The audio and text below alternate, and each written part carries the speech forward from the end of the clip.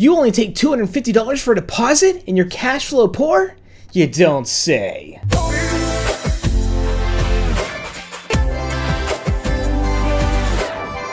What's up, everybody? It's Eric Wedding here with The Wedding Method, and today we're going to be talking about your cash flow poor and you don't know why.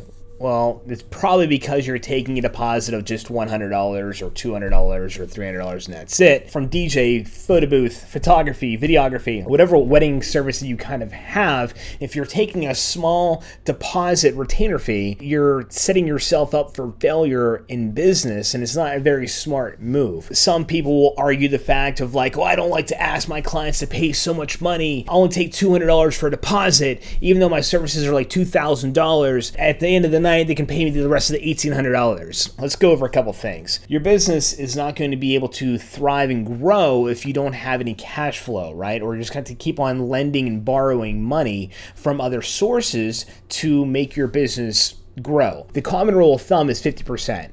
Taking the retainer fee of 50% down to book it, and then the remaining balance 30 days beforehand. Why we do the actual 50% down is cash flow, right? Their event is a year out, 2 years out, and so you booked a gig for $2,000, amazing, and you only took $200.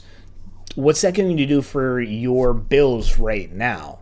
So what's $1,000 going to do for your bills? Help you get through, right? And also put back into advertising and grow. But you need to take a bigger of a lump sum as a deposit or retainer fee, because this instance will happen to you. It's happened to us, but we've also have been prepared, and we have things in our contract that will cover our butts, right? So a cancellation fee. They canceled 92 days before their wedding date. In our contracts, it stipulates outside of 90 days, there's another cancellation fee of, say, $300, right? Inside of 90 days, they still owe the entire amount, because I can't rebook a wedding within 90 days. The odds of it happening are slim to none, right? So the thing is, when you're already outside of 90 days, you might have a little bit of a better chance, but 92 days out, it's going to be slim to none as well. So you have to cover your butt. Everyone always talks about cancellation fees. Let me see your contract. Get a lawyer to write this up for you and let him go over the legalities in your area, in your state, in your town, right? But you need to cover your butt, because if you're taking more of a retainer, you have some wiggle room and some money in the bank to support yourself for that one job that canceled, right? So say the job is $2,000 and you only took $200, and say you only have a cancellation fee of $200. So now there's $1,600 that's gone that you're not getting back, because you need at least $2,000 every weekend to pay your bills, to make your partner happy, to feed your dog, to go on that lovely vacation that you always want to go on to. So you need to make at least $8,000 a month, so to say, right? But if you're not going out and working because you only took $200, because I don't want to inconvenience my clients. Oh no, I don't want to tell them to give me money ahead of time. Oh my God. No, stop doing this. And then even whenever we were actually doing this beforehand, which we stopped because we were taking the monies at the end of the night. The whole methodology was like, okay, we give them a little form. It says they owe $500 or $1,000 at the end of the night. We have a little gratuity slot, and then they make them total it up. They're drunk at the end of the night. They don't want to deal with any of that stuff, or you have to chase them down. I don't want to chase my client down. I want them to enjoy their evening. After you rock the party and everyone had an amazing time. You're like, excuse me, hi, I need money. You don't want to do that at the end of the night. 30 days beforehand, we take all the monies. That also helps with cash flow as well. So we don't have to go up to our clients, tap them on their shoulder and say, hi, you had a great time. Great. Oh, I don't have my credit card on me. No one's carrying their purse with them. And it's like, yeah, you might have to settle with the parents, but why deal with that at the end of the night whenever it can all be done beforehand? And if they had a great time, then they can come over and tip you and everything else, because tips are earned, not expected.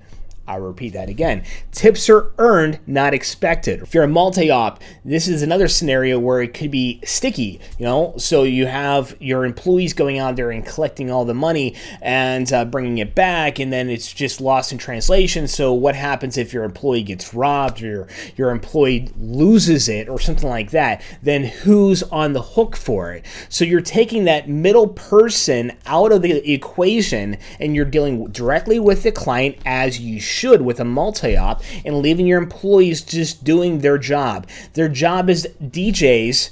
Their job is not being the accounting department. Let me repeat that for the multi-ops that still do it this way. Your job, you're paying the DJ to be a DJ MC. They are not your accounting department, okay? So it's not their job to collect your money, all right? That job should be done before they even get to the event. So if you're still doing things that way, it might be time to change your mentality, because whenever you're like, oh, well, that never happened to me, this never happened to me, no one's ever lost money on the way back to a gig, my van's never been broken into, my trailer's never been broken into, don't worry, it'll never happen to me, don't worry, it eventually will. Every wedding professional wants to make more money. And you're like, Eric, the 50% is a lot of money. Listen, I'm very flexible with my clients, right? So if they can't afford, say, $1,000 right now, I'll split it up in 2 months. Because remember, you can always say this, I will gladly work out deals for clients, just not prospects. Think about that. I will work out deals and offers with clients, not prospects. That means you sign on the dotted line and you owe me $1,000. I'll take it over 2 months, 3 months. Heck, you could even set up things in payment plans, right? It's a no-brainer. So say they have, they're under a year's time frame. You can do the math and say, I'm just going to do it in payments for you. Would that make things easier for you?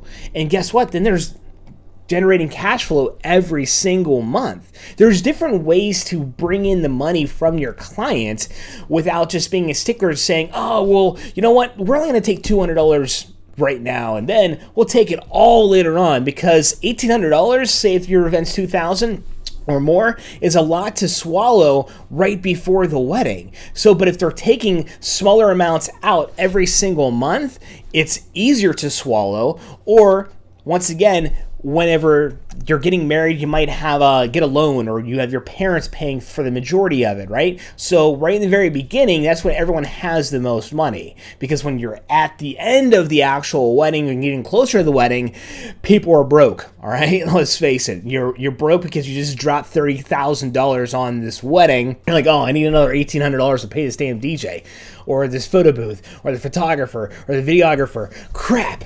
But if you've been making payments along the way, or if you split up the retainers and payments beforehand, you're good to go. Everyone does things a little bit differently, but this is what has worked for us, being in the business for over 27 years. And those guys that have been doing this a lot longer than me, they kind of take the same route that I take as well. So hopefully this helps. And if you have any other comments, leave them down below and I'll answer them. And I will see you at Mobile Beat, speaking on the main stage of Mobile Beat 24. See you guys in Vegas. See you guys.